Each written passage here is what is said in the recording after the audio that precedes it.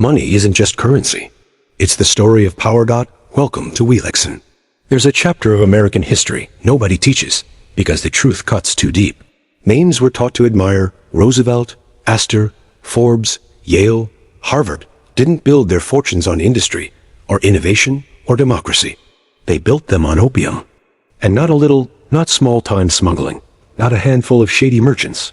I'm talking industrial scale, international drug trafficking, thousands of tons, millions addicted, and profit margins that would make modern cartels look amateur. These families didn't just participate in the opium trade, they dominated it. Then they spent 200 years burying the evidence. This is the part of American history you were never meant to hear, because the people who wrote the textbooks are the descendants of the men who caused the damage. And it starts with the man whose face is carved into Mount Rushmore. Champion of the New Deal, the president who led America through World War II, the icon of American leadership. But the fortune that shaped his life, the money that sent him to elite schools, the wealth that gave him political access, came from his grandfather, Warren Delano II, one of the biggest American opium smugglers in China. He didn't dabble. He didn't test the waters. He ran operations for Russell & Company, the largest American opium firm in Canton. 13 years shipping narcotics into China. 13 years of enormous profits that gave the Roosevelt family generational wealth. And FDR grew up on that money. But the Roosevelts weren't alone. The Astors, America's first great landlords. The family behind the Waldorf-Astoria. Taught as fur traders. Reality? Their ships carried Turkish opium into Chinese ports. John Jacob Astor became the richest man in America on narcotics profits. The Forbes family, yes, that Forbes. Before the magazine, before the billionaires list, the fortune started in Canton. Robert Bennett Forbes captained opium clippers.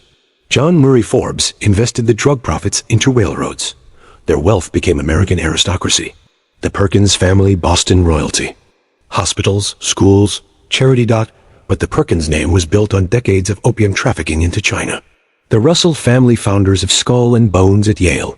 Samuel Russell's firm was the biggest American opium operation in the entire trade. The money flowed back into Connecticut. His cousin William Huntington Russell used it to help launch Yale's most powerful secret society. Presidents, CIA directors, senators. Skull and Bones is the finishing school of American elites, and its seed money came from opium. The Cabots. Another Boston dynasty. Opium traders. Their name sits on Harvard buildings and Boston landmarks. All of them got rich the exact same way. Ship opium into China, take silver back out, build American dynasties.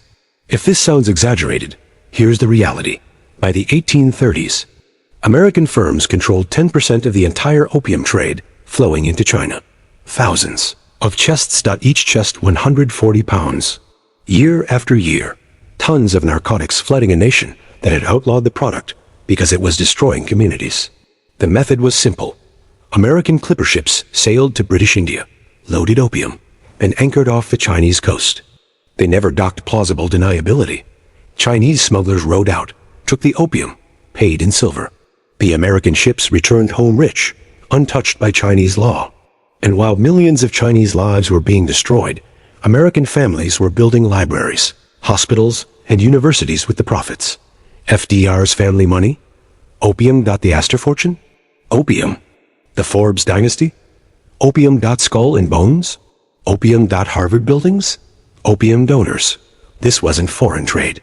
This was a narcotics empire operated legally under American law, devastating under Chinese law, and protected by British gunboats. By the 1830s, China was collapsing under addiction. 10 to 12 million Chinese were hooked. Silver reserves were evaporating. The economy was breaking. So China resisted, and the men responsible for enforcing the law, Chinese officials who tried to stop the drug flow, were met with British cannon fire, the first opium. War wasn't about justice. It wasn't about trees. It was about protecting the profits of British and American families. And when Britain won that war, America's opium merchants didn't pause. They expanded. And the wealth pouring into American families turned into Ivy League endowments, political dynasties, banking empires, real estate legacies, cultural institutions, and multi-generation power structures, all while the human cost in China rose into the millions. But here's the part that makes the hypocrisy impossible to ignore. The descendants of these families, the same families that made fortunes, Selling narcotics spent the entire 20th century criminalizing drugs for everyone else. They passed laws. They built prisons. They shaped policy. And the nation forgot where their money came from. That's not an accident, Dot. It's historical erasure. And it's time to put the truth back on the record. The part they never teach is what happened after the money started flowing, how the fortunes were laundered, protected, and turned into the foundations of American power. Because once the opium profits reached America, they didn't stay in the shadows. They were invested, expanded, hidden inside institutions that still shape the country today. Let's start with what opium did to China, because the scale is almost impossible to imagine.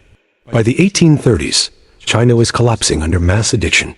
10 to 12 million addicted.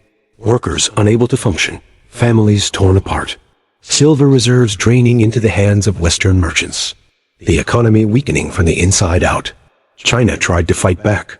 In 1839, Imperial Commissioner Lin Zexu confiscated and destroyed 1,000 tons of British opium. He wrote to Queen Victoria, asking why British law banned opium domestically, but Britain was forcing it into China. The British response?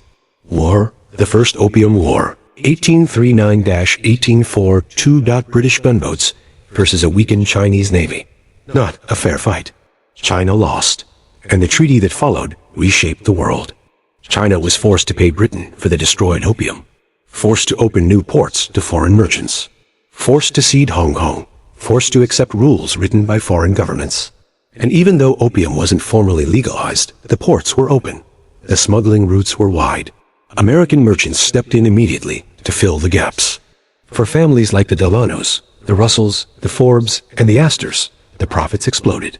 Then came the Second Opium War, 1856 to 1860. China tried again to stop the trade. Britain and France responded by attacking Beijing, breaching the city, and destroying the Summer Palace, one of the greatest cultural sites in the world. The resulting treaties legalized opium outright. From that point forward, selling hard drugs into China wasn't smuggling. It was international business. And American families used that legalization to go even bigger. Russell and Company shipped thousands of opium chests a year. Forbes captains made fortunes on clipper ships. The Astors used opium silver to dominate American real estate. The Delano family made not one but two opium fortunes before FDR ever set foot in the White House. And here's where the laundering begins. These American merchants returned home far wealthier than any domestic industry could have produced. Fur trade? Timber? Manufacturing? None of it compared. So they poured their drug money into banks, railroads, shipping companies, insurance firms, real estate, mining, newspapers, and eventually, universities. This is how opium money became old money. And once the money was converted into legitimate American enterprise, the legacy began to clean itself.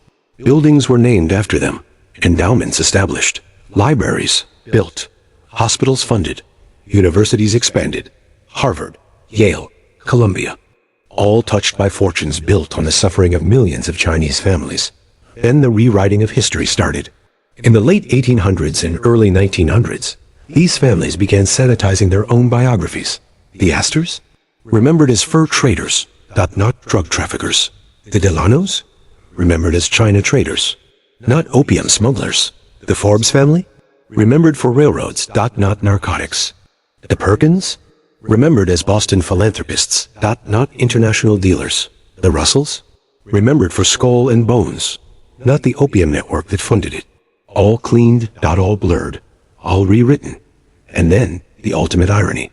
By the early 1900s, the very same American elite families who profited from opium became the loudest advocates for global drug prohibition. The Hague Opium Convention, 1912. The Harrison Narcotics Act, 1914. Early U.S. drug laws. Americans didn't lead these efforts because of morality. They led them because they had already made their money. They had already built their institutions. They had already secured their dynasties. Now they wanted two things. One, stop competition at home. Opium dens in San Francisco threatened to expose the link between foreign drugs and American wealth. Two, erase the past. The easiest way to hide a crime is to criminalize it later. And so the same families who once flooded China with narcotics spent the rest of the century pushing the idea that drugs were a moral failure, but only when poor people used them, not when their own families sold them. Franklin Delano Roosevelt, whose grandfather sold opium for a living, spent his presidency criminalizing narcotics for millions of Americans. The Delano fortune funded his rise to power, but the drug history vanished from the narrative. This wasn't hypocrisy, it was strategy. By the mid-20th century, the American drug fortunes were clean. The buildings were built. The universities were funded. The families were respectable. And the people who paid the real price, the millions of Chinese who fell into addiction, the families torn apart, the economy shattered, had no voice in American history books. China remembers. In China, the Opium Wars are taught in every school. They call it the century of humiliation, a time when Western nations used addiction to break their society. In America, we don't teach it at all. And that silence isn't an accident, it's design. Because if Americans understood how their elites got rich, they might start asking uncomfortable questions about power today. And that brings us to you. You're not hearing this story in textbooks. Not in documentaries funded by foundations. Not in museums named after the very families who profited. You're hearing it here on Wealixon, because this is where the real history lives. If this shocked you, good, it should. Because the American story, the real one, is not about freedom and fairness. It's about money, power, and the people who shape history from the shadows. And if you want to understand the world you live in, if you want to know who built the systems you depend on, if you want the truth behind the institutions that still run this country, you need to be here. This is Wealixon, and we follow the money, wherever it leads. Subscribe, because the next story is even darker.